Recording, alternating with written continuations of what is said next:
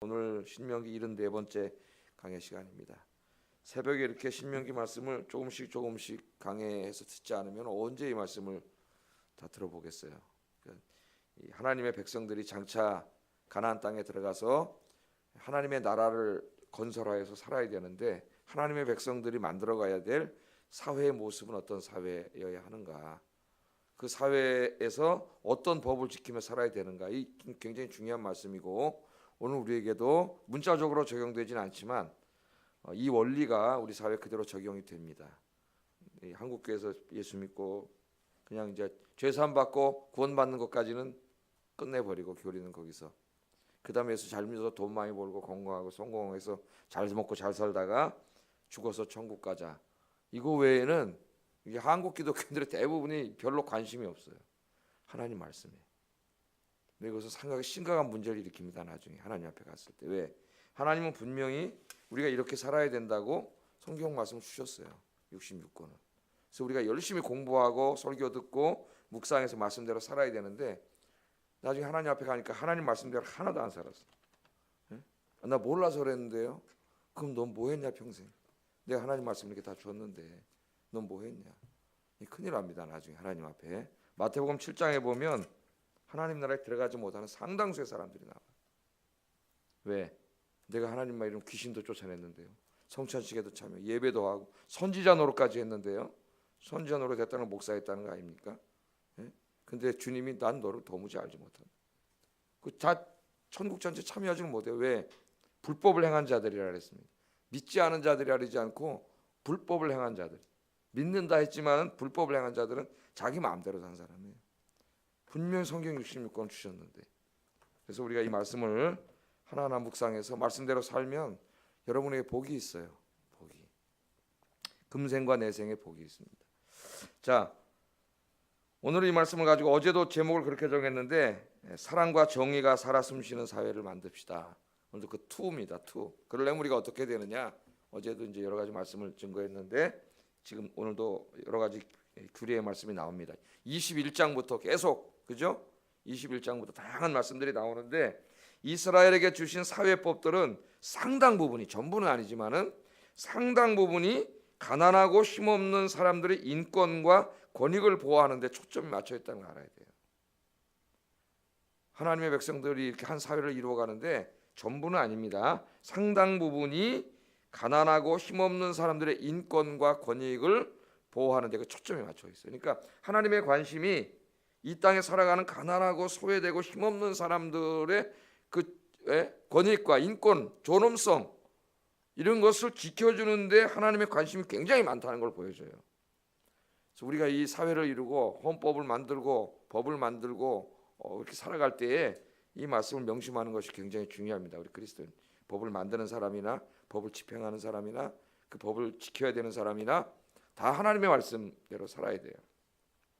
자, 오늘 이제 첫 번째 말씀은 우리하고는 상당히 낯선 말씀이고, 심지어는 뭐 오늘날 기독교 국가에서도 기독교인들도 문자적으로는 지킬 수 없는 그런 취수원에 관한 말씀인데, 근데 하나님이 왜 이 취수원에 관한 말씀을 주셨는가? 우리하고는 상관없는가? 이 말씀이 그렇지 않다 그랬죠. 하나님 말씀은 그런 태도로 대하면 안 된다 그랬어요. 왜 취수원 제도를 주셨는가를 연구해 가지고 그 원리를 우리는 21세기에 맞춰서 적용을 해야 되죠. BC 1500년도의 그 사회, 농경 사회의 문화 속에서 여인의 인권, 연약한 여인의 인권과 그 사람의 삶을 보장하기 위해서 주신 게 취수원법이거든요. 21세기 상황이 많이 달라졌기 때문에 이것을 문자적으로 적용하는 게 아니라 율법을 적용할 때는 하나님이 그 시대에 주신 그 말씀의 원리를 찾아내 가지고 그 원리를 적용하는 게 중요하다 그랬어요. 율법의 말씀은. 왜? 십계명은 우리가 다 그 지켜야 되지만 십계명의 말씀이 지금으로부터 한 3,500년 전에 저 이스라엘이라고 하는 그 농경 사회, 고대 사회 문화에게 적용된 게 이제 이 법령 말씀들이기 때문에 우리는 그 원리를 찾아내서 다시 우리에게 적용을 해야 돼요. 문자로 지키는 게 아니고. 그걸 우리가 아셔야 됩니다. 자, 오늘 이 말씀은 뭐 신약 성경에도 사두개인들이 예수님께 질문한 내용이기 때문에 유명한 말씀이에요. 유명한 말. 취수원에 관한 말씀인데, 자, 어떤 여인이 있습니다. 시집을 갔는데 남자 형제들이 많은 집에 시집을 갔어요. 근데 남편이 일찍 죽었는데 아들을 낳지 못하고 죽었습니다. 그렇게 되면 어떻게 되겠어요? 이 여인이 살 길이 막막해지는 거죠. 왜냐하면 하나님이 땅을 주실 때 각 가문에 따라서 이렇게 땅을 주셨습니다. 그리고 땅은 양도될 수 없어요. 그렇기 때문에 이 여인이 죽으면 이 여인은 남편이 아들을 낳지 못하고 죽었잖아요. 그럼 그냥 이걸 내버려 두면은 이 여인은 이 땅을, 이 가문의 땅을 상속받을 수가 없어요. 그 상태에서는. 왜? 이 여인이 땅을 상속받아서 다른 가문으로 시집을 가면은 하나님이 이 집에, 이 가문에 준 땅이 없어지잖아요. 주저로 가버리잖아요. 이런 일이 발생할 수 있기 때문에 하나님이 제도를 만들었는데, 그렇다면 이 여인은 어떻게 돼요? 상속을 안 해주면 어떻게 살아요? 이 법을 악용해가지고 하나님이 주신 토지법을 악용해서 이 여인이 어렵게 살 수가 없단 말이죠. 그래서 하나님 어떻게 했냐면, 그렇게 될 경우에는 형제들이, 이 형수일 수도 있고 제수일 수도 있는데, 형제들이 이 여인을 취해서 아이를 낳으라 그랬어요. 아들을. 그 아들은 누구 아들이 돼요? 형의 아들이 되는 거예요. 형의 아들. 자기 아들이 아니에요. 형의 아들이 내가 형의 가문에 입적이 돼가지고 형이 가지고 있던 땅을 누가 갖게 되는 거예요. 결국은 그 아기는 아기니까 그 부인이 이제 아이, 나중에 아이가 받겠지만은 그 남편을 잃은 여인이 이 땅을 가지고 먹고 살 수가 있겠죠. 하나님 그래서 이걸 만드는 거예요. 그런데 이 법을 가만히 생각해 보면 형제들이 저 여자만 쫓아내면은 n분의 1로 나눠가지고 저 땅을 우리가 더 나눠 먹을 수 있는데, 그래서 쫓아낼 수가 있다고. 안 주고 이걸 쫓아낼 수가 있어요. 그럼 여인의 삶은 어려워지는 것이고 그렇게 악용될 수가 있겠죠. 그래서 하나님께서 이것을 방지하기 위해서 만든 법이 바로 이 취수원법입니다. 취수원법. 그래서 아들을 낳게 했어요. 그러면 그 땅이 그 아들에게 상속되기 때문에, 형의 아들에 상속되기 때문에 자연히 엄마인 그 형수일 수도 있고 제수일 수도 있는데 그 땅을 상속받아 가지고, 그러나 그 땅이 다른 가문으로 안 가겠죠. 여인이 갖는 게 아니기 때문에 자식으로 상속되기 때문에 그 땅도 그 가문에 머물면서 갑자기 슬픔과 어려움을 당한 그 여인을 어떻게 해요? 하나님 보호할 수 있는 거죠. 경제적으로나 사회적으로나 보호할 수 있게 하기 위해서 하나님께서 이 법을 주신 거예요. 이 법을. 그러나 오늘날 뭐 이 법을 21세기 문명 국가에서 지금도 뭐 어느 족속에 가면 조그만 종족이 뭐 비슷한 걸 하는 데가 있다고는 하는데, 서구의 어떤 기독교 국가도 어떤 기독교인도 이렇게 하지는 않죠. 네. 그래서 이 말씀의 원리를 사도 바울 선생이 나중에 이제 이걸 적용을 합니다. 그게 이제 그래서 이제 하나 더 있으면은 그러나 만일 형제들이 나쁜 마음을 품고 이걸 안 해, 형의 아들을 낳아주지 않으면 그때는 이 여인에게 권한을 줬어요. 하나님께서 어떻게 하라고요? 다른 데 시집갈 수 있습니다. 이 땅을 가지고 다른 데 시집갈 수 있어요. 그건 자기들이 안 한 거니까. 시집갈 수 있고, 그 일을 하지 않은 형제들은 성읍의 장로들에게 데리고 가서 고발하라 그랬어요. 여기 성읍의 장로들은 판사들이에요. 지금으로 말하면. 그래서 가가지고 어떻게 하라 그랬습니까? 신발을 벗는다는 말은 재산을 뺏는다. 룻기에 나오죠. 룻기에 신발을 벗는 게 나옵니다. 그 기업 무르기 할 때 그 보아스 앞에 있는 사람 안 한다고 신발을 벗잖아요. 그건 뭐예요? 그 재산이나 뭐 받을 거, 물려받을 거, 상속을 포기한다는 말이에요. 그걸 포기하는 의식을 취하게 하고 여인이 가질 수 있는 거죠. 그때는 자기들이 안 했으니까. 그리고 그걸로 끝나는 게 아니라 그런 자기의 불쌍한 그 자기 친족을 돌보지 않은 이자들에 대해서 망신을 주도록 했어요. 9절 10절 읽어보겠습니다. 시작.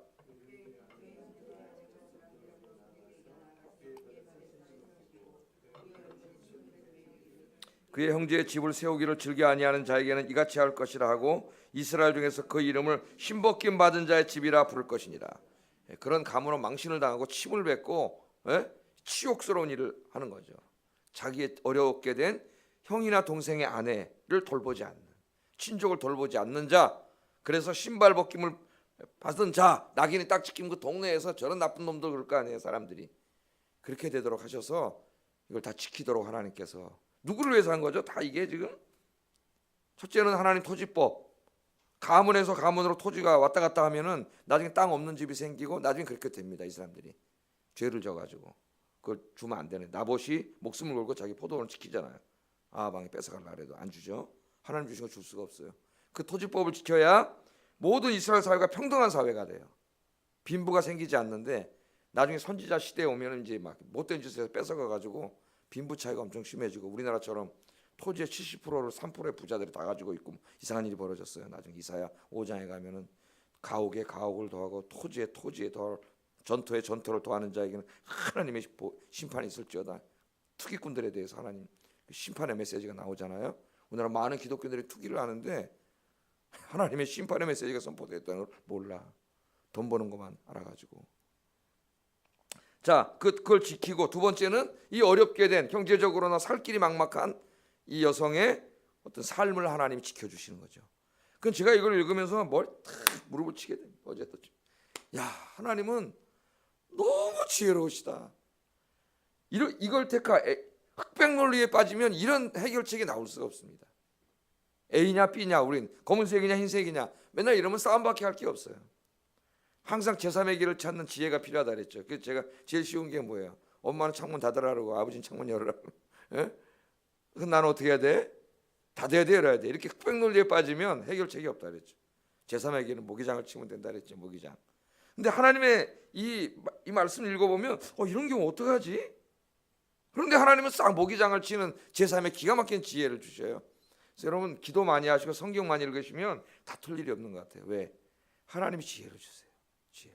우리 노회나 총회나 여기도 좀 이 목사들이 기도하고 말씀 묵상 많이 하면 이 지혜가 생겨 싸우지 않을 것 같은데 이번에 싸운 일도 아무것도 아닌데 감정 싸움이 커져가지고 지금 이만해. 좀 이따 그런 얘기도 나옵니다. 자, 그래서 이 구약 율법 학자죠. 율법 박사죠. 그 당시에 최고의 박사인 바울이 이 원리를 이용해 가지고 디모데전서 5장 8절에 이렇게 얘기해요. 읽어보겠습니다. 찾아보세요. 디모데전서 5장 8절.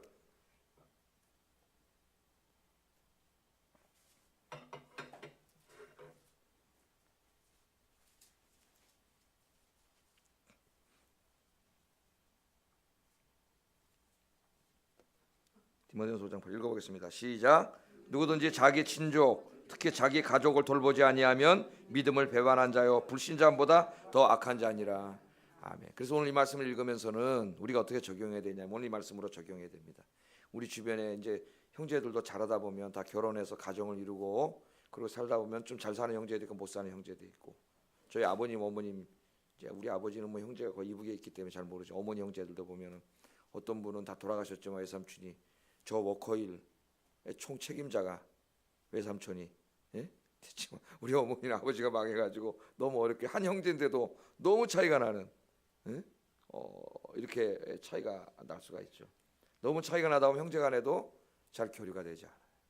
그리고 또 어떤 사람은 너무 어려운 형제가 찾아오면 창피해.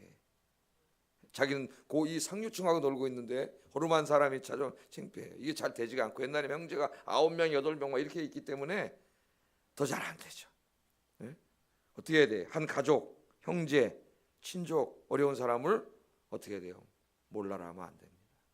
그건 하나님은 치욕 소리요. 얼굴에 침을 뱉으라 했잖아요. 구약시대. 어떻게 서로 도우며 살아야죠. 우리 교회도 보면은 참 그런 형제들이 있더라고요. 너무 형제들 간에 뭐 의가 좋고 형제들 간에 그건 너무 이렇게 도와주고 야 정말 훌륭한 분들이다 그런 생각이 가져요. 그래서 이 형제 간에 친족 간에 어려운 사람들을 몰라라 하지 말고 잘 도와주시는 여러분 되길 주의 이름으로 축복합니다. 어려움 당한 사람 남이 아니지 않습니까? 다 조금씩만 도와주면 되는데 형제 간에 우애하고 그렇게 살아라고 하나님 말씀을 주신 거예요. 주신 겁니다. 그러나 이 말씀도 하나님 말씀도 잘 이렇게 이해를 하고 적용하면 은혜가 되는데 이걸 악용해 먹는 사람들이 있어요. 성경 얘기를 하는데 싸우는데 성경 얘기를 사용하죠. 그 옛날 부부싸움 할 때 뭐라 그래요? 당신은 말이야 성경 읽어보니까 남편을 말이야 주님처럼 섬기라 그랬는데 어디 가면 남편한테 그러니까 부인은 뭐라 그래요? 당신은 그 밑에는 안 읽어? 주님이 교회를 위해서 목숨을 바친 것처럼 아내를 위해서 목숨을 바치라 했는데 당신은 이게 뭐 하는 거야? 야, 이 은혜로운 말씀을 가지고 어떻게 하고 있어요? 악용해서 싸우고 있어요. 자기에게 주신 말씀만 받으면 되는데 아내는 아내에게 주신 말씀을 받고 남편은 남편에게 주신 말씀을 받아서 묵상했으면 어떻게 될까요? 여보 내가 미안해. 그날 천국이 이루어졌을 텐데 이 말씀을 악용하면 그날 지옥이 이루어져요. 지옥이. 이 말씀을 악용한 사람들이 사두개인들이잖아요. 제사장 그룹 등. 예수님께서 뭐라 그랬어요? 예수님 부활이 있다고요? 기억나시죠? 부활? 내게 보기에는 없는데? 그러면서 이걸 인용했죠. 이렇게 해서 만약에 예를 들면서 7형제까지 다 결혼했어. 그래 나이가 없어. 그 죽었으면 누구 부인이 되겠습니까? 부활이 없다는 증거로 생활하려고 그랬더니 예수님이 너희가 성경도 잘못 알고 있고 이 하나님에 대해서도 잘못 알고 있다면서 쫙 설명해준 천국에 하나님 나라가 완성된 거기는 부부 이런 거 없다. 다 형제고 자매다. 하나님께 가르쳐주면서 모세오경에 이제 하나님 부활을 가르친 말씀을 가르쳐주시죠. 얼마 전에 우리 구역 공과로 이 말씀을 배웠는데 이게 하나님을 악용하는 사람도 있어요. 여러분들이 이제 이렇게 잘 배워가지고 말씀대로만 사시기 바랍니다. 그럼 정말 여러분 행복해져요. 영육 간에 다 행복해져요. 관계도 다 회복되고 이 사회도 아름다운 사회가 돼요. 욕심이 나가지고 이 형제들처럼 말씀대로 안 살면 그다음 문제가 되고 망신당하고 욕심이 생기면 불안, 두려움, 뭐 자기 스스로 불행하게 만드는 거예요. 늘 새벽에 나서 기도하면서 말씀대로 사시고 오늘도 여러분 가까운 이웃도 사랑하라 그러셨는데 가까운 형제들 돌아보면서 조카들도 있고 그죠? 좀 학비 못 내요. 학비도 좀 내주고 조카들 중에 그런 사람들 많이 있잖아요. 하나님이 남에게 손 벌리게 하지 말라 그랬어요. 이게 뭐예요? 오늘 이 말씀이 디모데전서 5장 8절 네 가족을 돌보고 그 가족을 돌보게 하도록 가르치라 그랬습니다. 하나님께서 그렇게 하시기를 주의 이름으로 축복합니다. 자, 두 번째는 한 사람의 다툼이 가족 간의 다툼으로 번지지 않도록. 그러니까 싸움을 말려야지 싸움을 붙여가지고 확산시키는 사람이 되지 말라 그랬습니다. 그 말씀이 이제 11절 12절 말씀이 나오는데 두 사람이 싸워요. 싸우고 있는데 부인이 왔어. 그럼 어떻게 해야 돼요? 또 아내가 싸울 수도 있습니다. 요새 거꾸로. 그 남편이 왔어. 그럼 어떻게 해야 돼요? 말려야지. 말리시기 바랍니다. 거기부터 갖고 더 싸우는 사람이 있어요. 야, 네가 뭐냐? 저쪽에 또 가족이 뛰어나와. 저기 때문에 이쪽 아들이 뛰어나와. 이쪽 아들이 뛰어나와. 이쪽 딸 뛰어나와. 딸 뛰어나와. 그냥 한 사람의 싸움으로 말다툼으로 끝날 수 있는 게 가족 간의 싸움으로부터 가지고 이게 이제 회복할 수 없는 지경이 되는 것을 지금 극단적인 예를 든 거예요. 하나님께서 극단적인 예를 든 겁니다. 자, 그래서 한 사람이 약간 말다툼을 옆집하고 했으면 그때 남편이 싸울 때 부인이 나와서 말렸으면은 나중에 화가 가라앉은 다음에 아까 미안했다고 이렇게 화해하고 부인은 싸우지 않았기 때문에 부인끼리 화해하고 나중에 밥이라도 같이 먹을 수 있는데 여기 부인이 덤비고 여기도 부인이 덤벼서 같이 싸워버리면 영원히 화해가 되지 않아요. 교회 안에서도 좀 그런 일이 있을 수가 있겠죠. 내 아내와 저 사람이 좀 사이가 안 좋은 것 같으면 남편끼리 어떻게 화해를 시킬 생각을 해야 되는데 그래가지고 하면 어떻게 돼요? 부부끼리 다 원수가 되는 이런 일이 벌어져요. 그래서 싸움은 어떻게 해야 돼요? 흥정은 붙이고 싸움 말리라는 우리나라의 속담도 있는데 절대 작은 싸움이 큰 싸움이 되게 해서는 안 됩니다. 이게 이제 가족의 문제를 벗어날 수도 있어요. 우리 노예 얘기 자꾸 드는데 저기 한 교회의 문제로 처리하는데 약간 이견이 다른 거에 있어서 이걸 잘 지혜롭게 해결했으면 되는데 이걸 가지고 싸우는데 옆에 있는 사람들이 화해를 시킨 게 아니라 편을 갈라가지고 싸우는 바에 이렇게 된 거예요. 여러분 우리나라 붕당 정치 사색 당파도 맨 처음에 두 사람의 의견 차이에 그걸 옆에 사람들이 그냥 이렇게 잘 도와줬으면 되는데 달라붙어 가지고 덩치가 커져서 이게 당파가 되고 이제 이 싸움이 된 거예요. 그래서 이제 우리나라 나중에 이 남인, 북인, 노론, 서론, 뭐 서인, 맨 처음에 서인, 동인으로 나뉘었죠. 그래가지고 이제 서쪽에 사는 사람 서인, 동쪽에 사는 동인 해가지고 거기 달라붙어가지고 모든 싸움이 이렇게 돼요. 우리는 동교동파, 상도동파 이게 다 그런 겁니다. 이상하게 사람은 한 사람 이렇게 했으면은 이 사람 친하고 그러니까 친한 사람들 다 불러볼게 다 달라붙어가지고 해결이 안 되니 지금 아무것도 아닌 일 가지고 지금 이렇게 돼가지고 재판전까지 망신 다 당하고 각 교회마다 지금 암 행사도 하지 못하게 만들어 놓고 이거 한 사람들이 다 목사예요. 하나님 그렇게 하지 말라. 아마 이 말씀이 있는지도 모를 거예요. 이게 무슨 뜻인지도 모를 거예요, 그 사람들. 여러분 항상 우리는 어떻게 돼요? 하나님 예수님 어떻게 하라 그랬어요? 산상설교에서 화평케 하는 자는 복이 있나니 저희가 하나님 아들의 일컬음을 받을 것입니다. 여러분 화평케 하시는 여러분 되길 바랍니다. 항상 다툼이 있는 곳에서 말려야지. 어머 뭐 그러니? 그래? 그 나쁜 놈이네? 그래갖고 붙어요 항상 나 사람들은. 그래갖고 야 가만두면 안 돼. 또 이래가지고 뭘 가만두면 안 돼. 그래야 기분 나쁘시겠네요. 나부터도 마음 상할 텐데 기도합시다. 용서합시다. 이래야 이게 훌륭한 사람이지. 같이 어디 가서 이 남자들도 그래요. 여자들도 그러고. 오늘 말씀 배웠으니까 절대 그렇게 하지 마시고 다툼 있는 곳에 가셔서 잘 화해시킬 수 있는 여러분 되시기를 주의 이름으로 축복합니다. 그 다음에 세 번째는 시장에 나가서 거짓말하지 말고 정직하게 살아라. 시장이라고 하는 것, 예? 거짓말이 남아. 거기 돈 버는 곳이잖아요. 먹고 사는 것이 돈이 왔다 갔다 하는 것이기 때문에 인간이 뭐가 나와요? 탐욕, 욕심이 나오죠. 그럼 속이면 더 많이 벌 수 있잖아요. 속이면 라면 끓여 먹더라도 정직하게 살아야 돼요. 우리는 자, 그 말씀 13절에서 16절 읽어보겠습니다. 시작.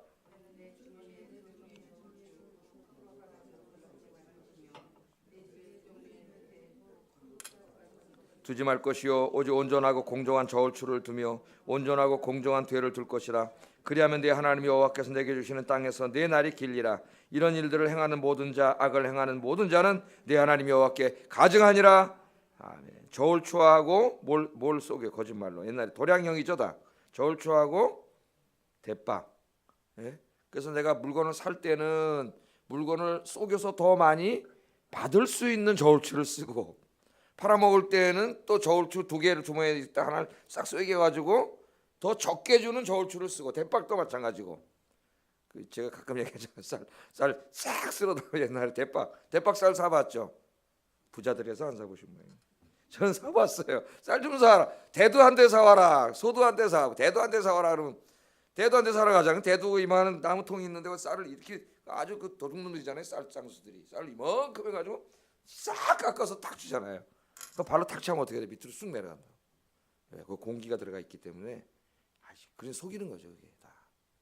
그 어려운 시대에 그 가난한 사람 대두 한 대 살아왔으면 얼마나 가난한 집이야. 그 집이. 인심 있는 사람은 어떻게 했을까요? 꾹꾹 눌러서 이제 더 주는 사람이 뭐할까? 야, 밥 많이 먹어라. 키 많이 커라. 장모야. 싹 깎아 그걸 땡겨 먹겠다고. 야, 하나님 그렇게 하지 말라 그랬어요. 예? 정직해야 돼. 기독교인들은 거짓말하지 말고 정직해. 그 예수님 나중에 그랬죠. 꾹꾹 눌러서 넘치도록 내가 복을 준다는 말을 하는데, 가난한 사람들을 도와주면 내가 눌러서 넘치게 복을 준다는 말이 바로 이 배경을 두고 하신 말씀이에요. 사기치지 말고, 가난한 사람들 왔을 때 좀 꾹꾹 눌러서 주면 내가 너한테도 차고 넘치도록 주겠다. 그 말씀이에요. 이 말씀이. 그 어려운 사람들과 지금은 아주 교묘한 방법으로 투기, 부동산 투기, 뭐 다양한 방법으로 법적으로 그물망을 만들어 놓고 어려운 사람들과 하나, 그 월세 자꾸 올리고 이래가지고 그 장사해서 근근히 먹고 사는 거 다 뺏어 먹고, 나중에 장사 잘 된다 그러면 나가라 그래가지고, 홍대에서 장사를 되니까 나가라 그래가지고 또 저기 연남동인지 어디 가서 하고 있는데, 거기서 또 이제 장사 또 나가라 하면 어디로 가나 이제. 지가 하려고 나가라 그래. 잘 되면 월세 올리고. 우리 그리스도인들이 그렇게 하면 안 되겠죠. 속이지 말고 거짓말하지 말고 정직하게 살아라. 정직하게 살아라. 하나님 그렇게 말씀을 하시고 오히려 더 주시기 바랍니다, 여러분. 더 주세요. 자, 그러면 참 하나님께서 뭐라 그러냐면, 여기 좀 이상한 좀 저도 깜짝 놀랐는데, 그렇게 네가 정직하게 살면 네 하나님 여호와께서 내게 주시는 땅에서 네 날이 길리라. 저도 깜짝 놀랐어요. 거짓말하지 않고 정직하게 살면 네가 장수하는 복을 받는다, 이렇게 하나님 말씀하셨습니다. 거짓말하지 말고 정직하게 살면, 그죠? 장수의 복을 약속하셨어요. 그리고 부정직하고 거짓말하는 자들에게는 저주를 경고하셨어요. 저주를. 여러분, 오늘도 우리가 세상에 나갑니다. 경건하게 사셔야 돼. 특별히 여러분 한번 찾아보겠어요. 아모스 8장 4절. 아모스 8장 4절 찾아보세요.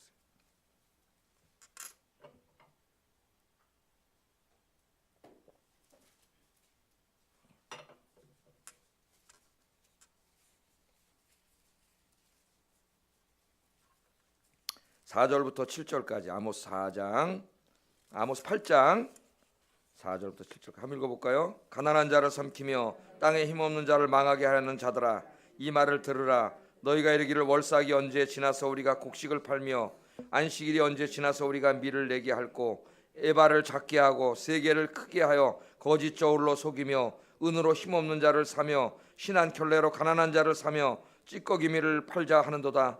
여호와께서 야곱의 영광을 두고 맹세하시되 내가 그들의 모든 행위를 절대로 잊지 아니하리라 하셨나니. 그 다음에 이제 저주의 말씀이 쏟아집니다. 아모스를 읽으면. 자, 그러니까 정직하게 의롭게 산 사람에게는 장수의 복을 주시고 장사도 잘 되게 하시지만, 에바를 속이고 도량령을 속이고, 여기 밀에 찌꺼기 뭐에 다 썩어 빠진 거 이거 팔아먹지 않습니까, 여러분? 고기 같은 거 다 어디 팔지도 못할 거 싸다 군인들, 그 자기 아들들이 있는 군대에다 군납해가지고 먹지도 못할 걸 갖다 그러다 집어넣는 이런 못된 놈들 있잖아요. 못된 놈들.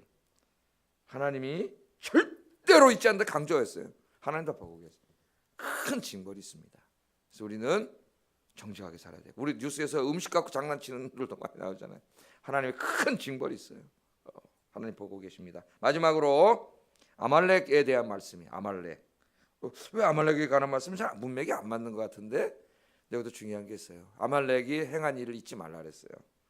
여러분 출애굽기 17장 8절 18절에 보면은 찾지는 않겠습니다. 이제 바로 끝내야 되기 때문에 아말렉이 어디예요? 이스라엘 200만의 행렬이 쫙 가는 행렬이 굉장히 길겠죠.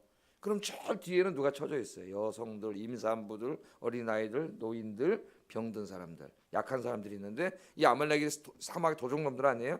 치다 어디를 쳤어요? 뒤를 쳐가지고 그거 뺏어가려고. 그 불쌍한 약한 사람들 거기를 친 거예요. 그래 하나님이 진노하신 거예요. 싸우려면 정정당당히 앞에서 전쟁을 선포하고 싸우든지, 그 약한 사람들을 후려쳐가지고 그걸 가지고 이득을 취하는 자들, 그게 아말렉입니다. 그래서 나중에 아말렉을 치라 그랬고 사울이 왕이 된 다음에 이 말씀대로 아말렉을 치라 그랬죠. 그래서 아말렉을 진멸시켜 버렸어요. 진멸시켰어요. 그래서 오늘 이 말씀을 통해 우리는 뭘 깨닫냐면은 사회적 약자들을 괴롭히는 자들을 하나님 심판하신다. 이 땅의 약한 자들에게 조금 힘이 있다고, 돈 있다고, 갑질하고, 못된 짓하고, 우리 사회 다양한 부분에서 그런 일이 일어납니다. 돈만이 아니라 성적으로도 못된 짓하고 하는 모든 자들 하나님 심판이 있습니다. 하나님 심판. 하나님 어떻게 멸절시켜버리라 그랬어요. 그래서 나중에 사울 왕이 된 다음에 진짜로 멸절시킵니다. 하나님 명령을 내렸어요. 다 가서 하나도 살려두지 말고 다 멸절시키라 그랬어요. 그러니까 지금 뭐 이게 좀 힘이 있다고 까불고 갑질하고 막 그러는데 이 사람들에게는 무서운 심판이 기다리고 있어요. 무서운 심판이. 하나님의 자녀들은 절대 그렇게 하지 않고 그런 자들을 어떻게 해요? 갑질하지 못하도록 제거하라 그랬으니까 우리가 그런 사회를 만드는 일에 힘써야 돼요. 여러분이 안 하면 그런 사회가 만들어지고 여러분 주변에 그런 자들이 있을 때 여러분이 가만히 있지 말고 못하게 해야죠. 못하게 도와줘요. 혼자는 힘들어요. 어떻게 할 수가 없어요. 당하는 사람은 경제적으로나 성적으로나 옆에 있는 분들이 도와주지 않으면 못합니다. 우리가 그런 건강한 사회, 하나님의 이 율법의 목적이 뭐라고요? 약하고 가난한 사람들의 인권과 권익과 존엄성을 지키기 위해서 하나님 주신 말씀이 상당 부분이라 그랬어요. 오늘 말씀도 마찬가지입니다. 그래서 우리 사회를 아름다운 사회로 만드는 하나님 나라로 만드는 여러분 되시기를 주의 이름으로 축복합니다. 자, 오늘도 하나님 주시는 너무나 중요한 말씀들을 많이 배웠습니다. 생각하면서 기도하겠습니다. 내 가족들, 형제들, 조카들 어려운 사람 있습니까? 내가 돕겠습니다. 하나님 기도해 주세요. 싸움을 붙이는 자가 아니라 말리고 화평을 추구하는 자가 되게 해주세요. 세 번째, 거짓말하지 말고 정직하게 살게 해주세요. 네 번째, 이 사회 어려운 사람들이 보호받는 일에 내가 도움을 줄 수 있게 해주세요. 기도하겠습니다. 사랑하시는 하나님,